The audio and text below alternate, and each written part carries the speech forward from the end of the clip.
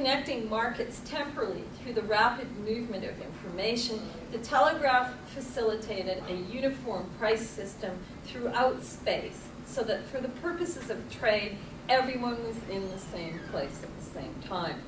This is to say that the telegraph put an end to the price arbitrage involved in buying commodities low in one place and selling them high in the other, and moved trade into the realm of futures, where profits were made or lost based on when a trader sells. The telegraph, writes James Crary, shifted speculation from space to time and from arbitrage to futures, and thereby invented the future as a new zone of uncertainty and a new region of practical action.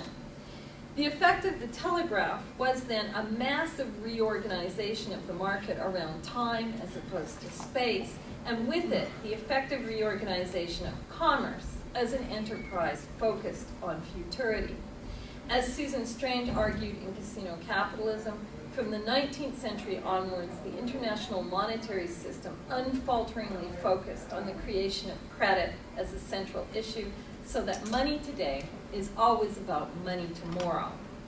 According to Mark Taylor, as markets sped up with every technological advance, becoming entirely structured around future projection, they also become proportionately more complex and volatile, which I don't think is a surprise to anybody.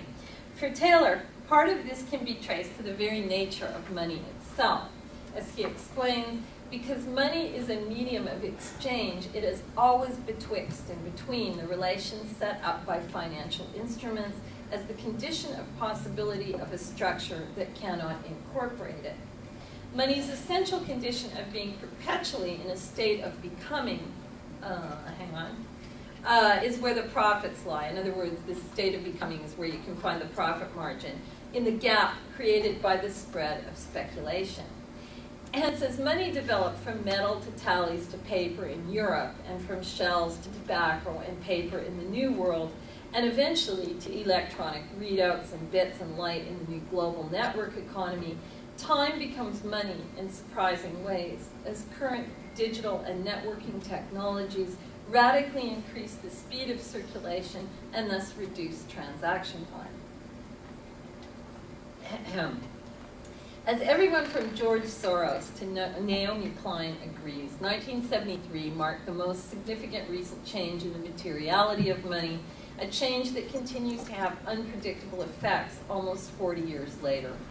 This is the famous moment at which Richard Nixon decided to abandon the gold standard, thus making the American dollar a self-identical currency that floated freely and whose value, in typical postmodern fashion, was contextually determined by its relation to other currencies.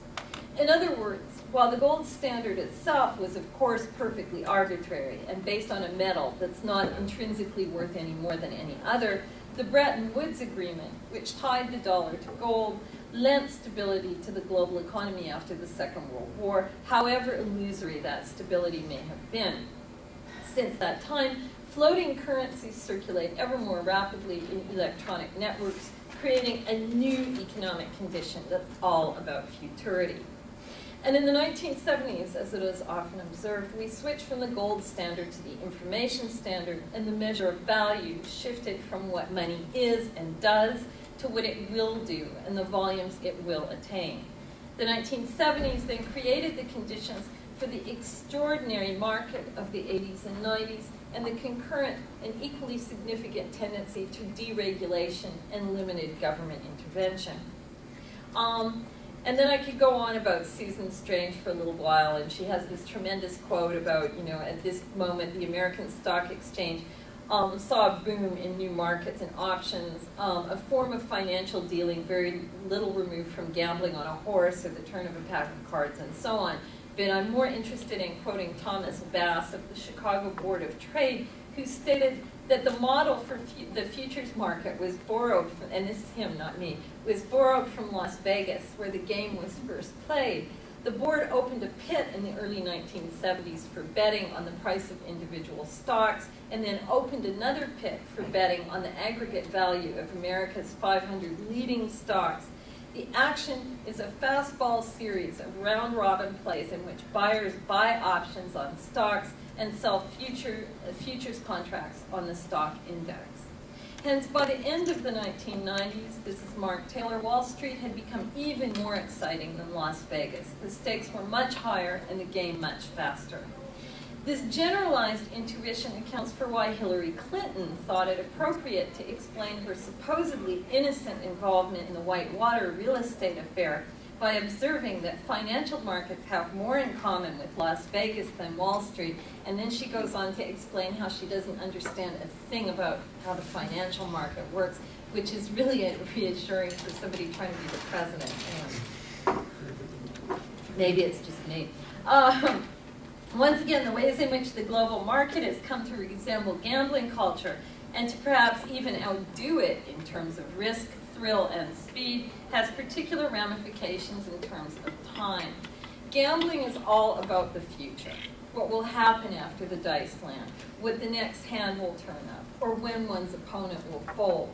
In Gerda Reith's sublimely good book, The Age of Chance, she discusses gambling time and the gambler's experience of it as a sort of sharp, exhilarating present that refreshes itself over and over again.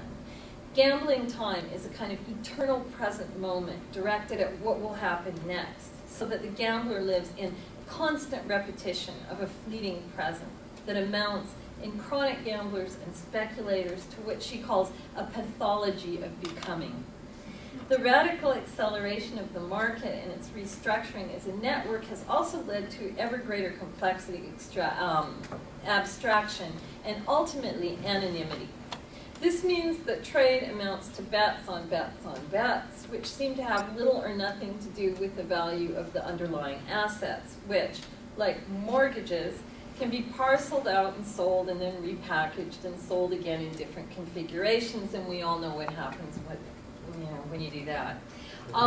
If, according to Carey, the Telegraph decontextualized markets by making it possible to trade virtually and concentrating the action on the temporal plane, then this trajectory, it would seem, has reached its digital apex.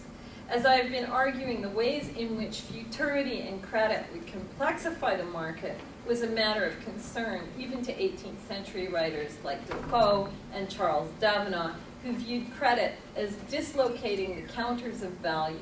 Land gave place to movable abstract forms of property, which depended for their worth on the opinions of others. Credit dislocates and reorganizes the real, so that the trading community becomes an abstraction, located nowhere and everywhere, a market defined only by the extent of mutual promises. Hence, in The Complete Tradesman, Defoe worried that the credit-based futures market would restructure the notion of community itself, turning it into a place where no one necessarily knows anyone, but where everyone has literal life and death effects on everybody else. Lost in a web of complex transactions, intent is subsumed in market-driven protocols which become their own intent as instruments of finance are spread by capitalist markets, canceling out the individual accountable voice. Following Derrida's specters of Marx, Mark Taylor has examined constructions such as derivative investments, which are highly speculative, while also being off the books, in that they do not show up on balance sheets, concluding that money is a production of ghosts, illusions, simulacra, appearances, or apparitions. But in this Derridian metaphysics of absence, the real doesn't just disappear, but rather the spectral economy continues to be haunted by the real economy, which hides but doesn't vanish.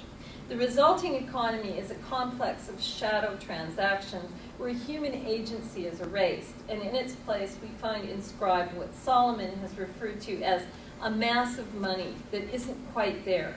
Money that never becomes a permanent balance sheet entry, never really gets to be counted, money that self-destructs. Although this phantom or spectral money cannot be detected, it is engineered into a vast variety of increasingly complex financial models which make their presence felt as volatility in foreign exchange and currency markets and hyperbubbles of frenzied activity that invariably, of course, burst.